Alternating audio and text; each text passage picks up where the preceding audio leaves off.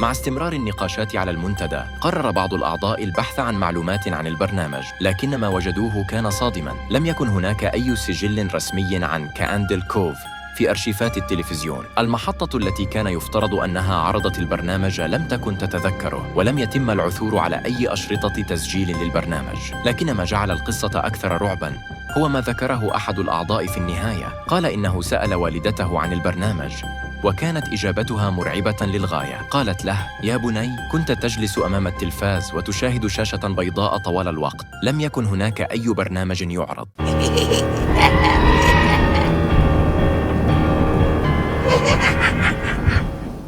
مرحباً بكم يا أصدقاء، أنا المجهول من قناة المليار الذهبي. أحب أن أشكركم على وصول عدد المجهولين إلى 1098. لقد أطلقت عليكم اسم المجهولين لنصبح جميعاً بنفس اللقب داخل القناة. شكراً لكم كثيراً. واليوم سأخذكم في رحلة مخيفة وغامضة إلى عالم كرتون حقيقي أثيرت حوله الكثير من الأسئلة والشكوك. إنه كرتون يحمل اسم كاندل كوف، برنامج يعتقد أنه كان يعرض للأطفال في فترة السبعينيات أو الثمانينيات. لكن هذا ليس مجرد كرتون عادي، إنه كرتون يحمل في طياته أسراراً مظلمة ورسائل غامضة أرهبت كل من شاهده. فما هو سر هذا الكرتون؟ وما الذي يجعله مخيفاً لهذه الدرجة؟ فلنبدأ القصة. كل شيء بدأ في أحد منتديات الإنترنت المخصصة للحديث عن الذكريات الطفولية. كان المشاركون يتبادلون الحنين والذكريات حول البرامج التلفزيونية القديمة التي كانت تعرض في طفولتهم. أحد الأعضاء أشار فجأة إلى برنامج غامض يدعى كاندل كوف. قال إنه يتذكره من أيام طفولته، لكنه لم يستطع تذكر التفاصيل بوضوح. هذا الإشارة كانت كافية لإثارة سلسلة من الردود من أشخاص آخرين بدأوا يتذكرون هذا البرنامج أيضاً،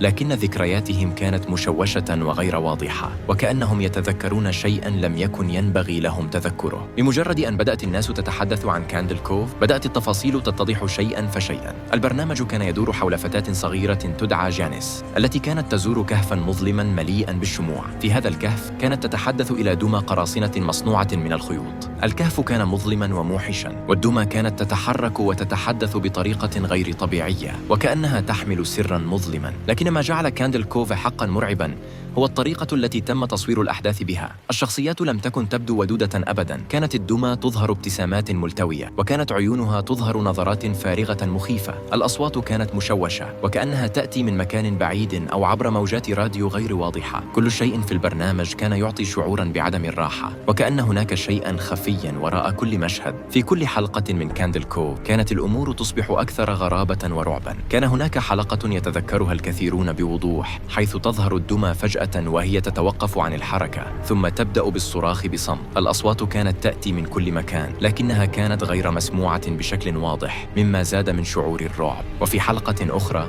تتحول دمية قبطان القراصنة فجأة إلى هيكل عظمي وتحاول الهجوم على جانيس.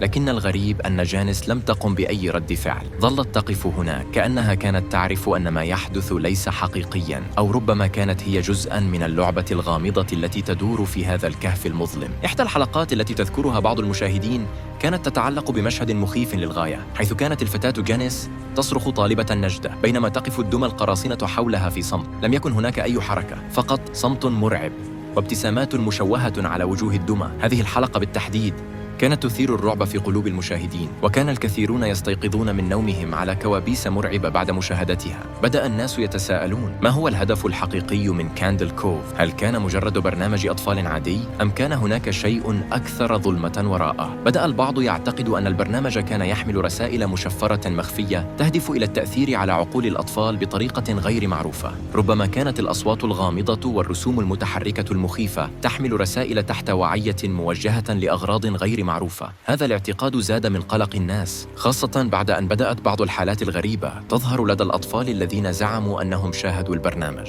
كانت هناك تقارير عن أطفال يعانون من كوابيس مزعجة أو شعور بالخوف الدائم، وكأنهم كانوا يرون شيئاً غير موجود. البعض قال إن البرنامج كان جزءاً من تجربة نفسية سرية، أو ربما كان يعرض للأطفال بطريقة تؤثر على عقولهم بطرق غير مرئية. مع استمرار النقاشات على المنتدى، قرر بعض الأعضاء البحث عن معلومات عن البرنامج، لكن ما وجدوه كان صادماً. لم يكن هناك أي سجل رسمي عن كاندل كوف في أرشيفات التلفزيون. المحطة التي كان يفترض أنها عرضت البرنامج لم تكن تتذكره، ولم يتم العثور على أي أشرطة تسجيل للبرنامج. لكن ما جعل القصة أكثر رعباً هو ما ذكره أحد الأعضاء في النهاية. قال إنه سأل والدته عن البرنامج، وكانت إجابتها مرعبة للغاية. قالت له: يا بني، كنت تجلس أمام التلفاز وتشاهد شاشة بيضاء طوال الوقت، لم يكن هناك أي برنامج يعرض. هذا الاعتراف أثار الرعب في قلوب المشاركين في النقاش. هل كان كاندل كوف مجرد وهم جماعي؟